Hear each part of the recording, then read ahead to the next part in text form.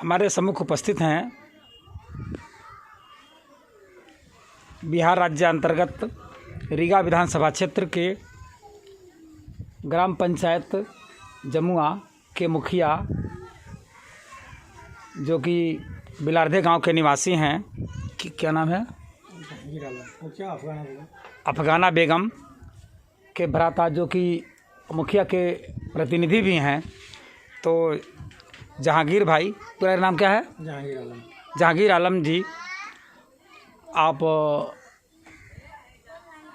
मुखिया के प्रतिनिधि हैं, बताएं ज़रा उन्होंने अब तक क्या क्या कार्य किया है इस क्षेत्र में और क्या क्या कार्य संपन्न हो चुका है, कौन कौन सा काम चल रहा है, बताइए। देखिए, आप हमारे पंचायत में हमारे कार्यों को समझने के तो लिए तेज़ी से बोलिए, तेज आवाज़ आएगी। इसके लिए शुक्रिया और आपका खैर मकदम करते हैं। हमने इलेक्शन से पहले 5 कार्यों पर जनता के बीच में वादा किया था कि मैं अगर इलेक्शन मुझे कामयाबी मिलती है तो महत्वपूर्ण 5 योजनाएं हैं जो 5 कार्य को पूरा करूंगा, और उसमें से 4 कार्यों को मैं पूरा कर चुका हूं मात्र 1.5 साल। वो कौन कौन से कार्य हैं जो आपने पूरा कर लिया? 4 कार्य। जो सबसे ज़्यादा विवादित और काम था जो रोड रास्ते का, नाला का, मैंने पहली मीटिंग में ही अपने पंचायत में 1 नंबर से लेकर 15 नंबर वार्ड तक जो अंडरग्राउंड सीवरेज बनाने का जो योजना मैंने लिया है, जिसमें 1 वार्ड का काम संपूर्ण रूप से तैयार कर चुका हूँ। कहीं अगर बाधा किस वार्ड में हो गया? 1 नंबर वार्ड में। अच्छा। 1 नंबर वार्ड में 1400 फीट का मैं सीवरेज बनाया हूँ, जो हमारे पदाधिकारी द्वारा और प्रतिनिधियों द्वारा ये गौरवान्वित महसूस कर रहे लोग कि बहुत अच्छी काम आपने किया है। हमारे पदाधिकारी भी बोले बहुत अच्छा काम किया है।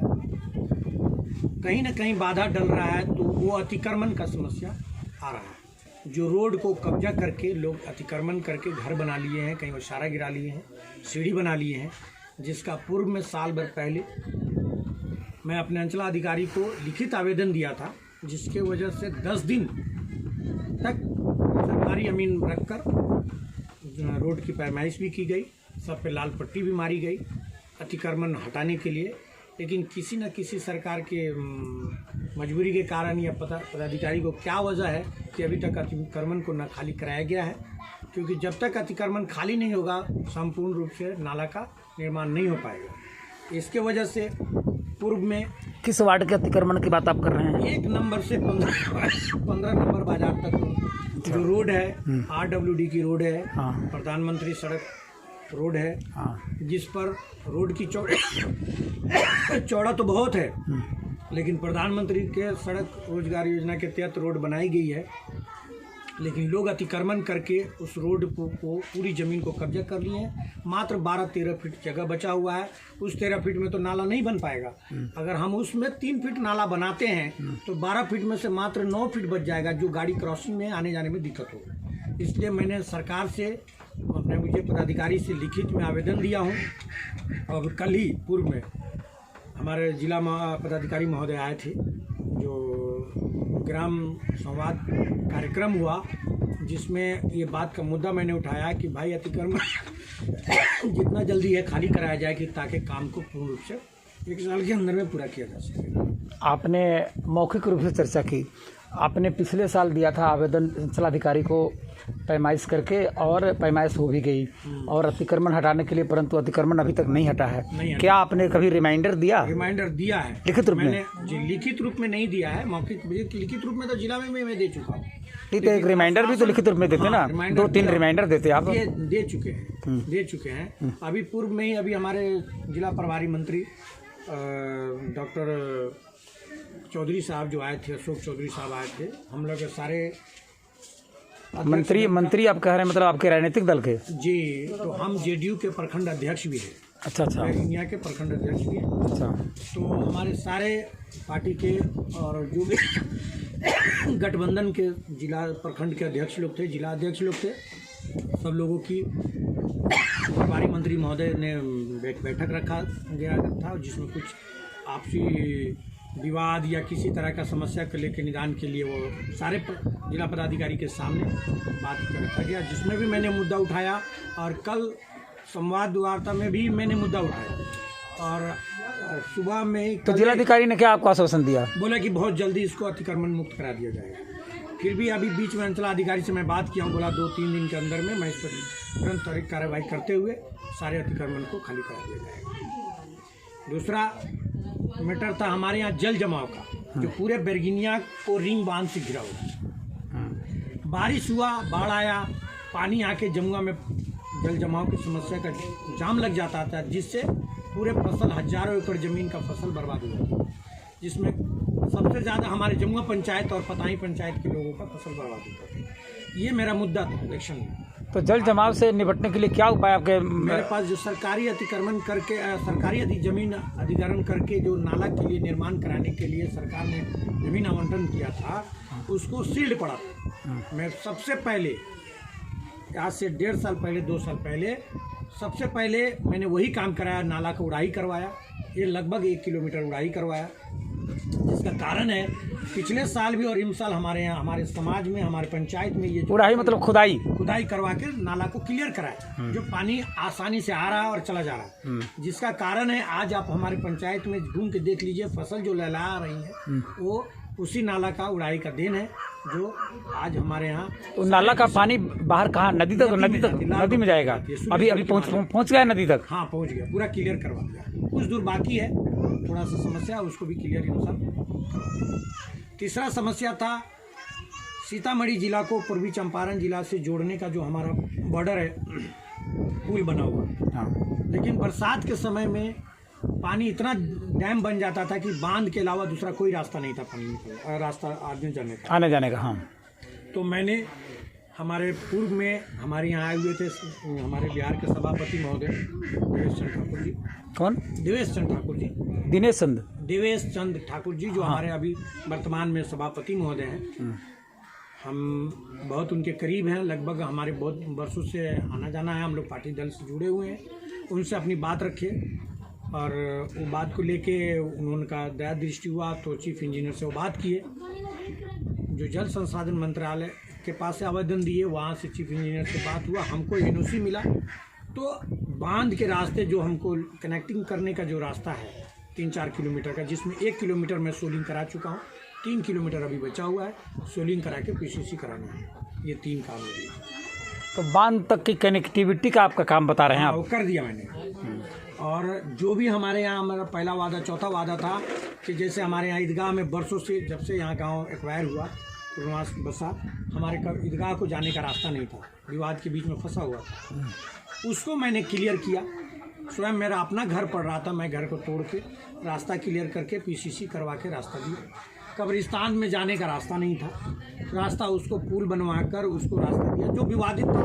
और किसी न अपने दल के लोग जीते, मुखिया बने, किसी को उस पर नज़र नहीं जाता था, क्योंकि जब जनाजा लेके जाना था तो बहुत परेशानी होती थी। उसको मैंने क्लियर कराया।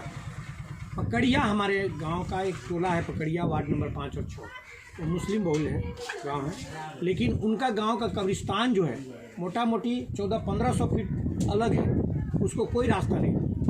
उस रास्ते को मैंने सामाजिक बैठक करके उस रास्ते को कनेक्ट करके रास्ता बना दिया। अच्छा, जो अपनी ईदगाह तक जाने का, कब्रिस्तान तक जाने का और पकड़िया टोला के कब्रिस्तान तक जाने का जो रास्ता आपने कहा है कि हमने क्लियर कराया, बनवाया, तो रास्ते में किसी का निजी ज़मीन पड़ा होगा, निजी ज़मीन, क्या उसको मुआवजा मिला? नहीं, हम लोग सहमति से जो ज़मीन वालों लोगों से बैठक करके, मुस्लिम समुदाय के लोग भी थे, हिंदू समुदाय के लोग भी थे, सबने स्वेच्छा से ज़मीन दे दी। कोई कहा कि बेबिकर मुखिया जी आप काम कराइए, बहुत बड़ी उपलब्धि वाला काम आप कराए हैं, लगभग 1/2 किलोमीटर है, वो करके दिए हैं, बहुत लोग खुश हैं, मिट्टी का काम हो गया, अब पीसीसी का। और कोई उल्लेखनीय कार्य? अभी कुछ ये जो हमारा नाला का जो समस्या है, सबसे बड़ा नाला का समस्या है, पानी जल जमाव का बहुत बड़ा समस्या है। बाकी तो इलेक्ट्रिक का जो भी समस्या है, इलेक्ट्रिक का तो हम पहले से ठेकेदार थे, जो भी काम हम आज से 2012 में ही हम अपने गाँव को पूर्ण रूप से बिजली का विद्युतीकरण कर दिए जी। 5वां कौन सा काम है जो आपका पेंडिंग है? हमारा 5वां काम है पंचायत 22,438 की जनसंख्या है। 2023 का जो जाति जनगणना का जो आंकड़ा सामने है, अभी हमें कहना है कि बार बार ये थोड़ी थोड़ी बात के लिए विवाद होता है। तो हमारे पूर्व में हमारे पंचायत से जुड़ा हुआ गाँव है, पहले पूर्व में वही मेरे साथ ही जमुआ के साथ में था, पुरवा फतेहपुर जो राजस्व का। अभी हमारा एक ही डिमांड, पब्लिक का डिमांड है कि इस पंचायत को 2 भाग कर दिया जाए।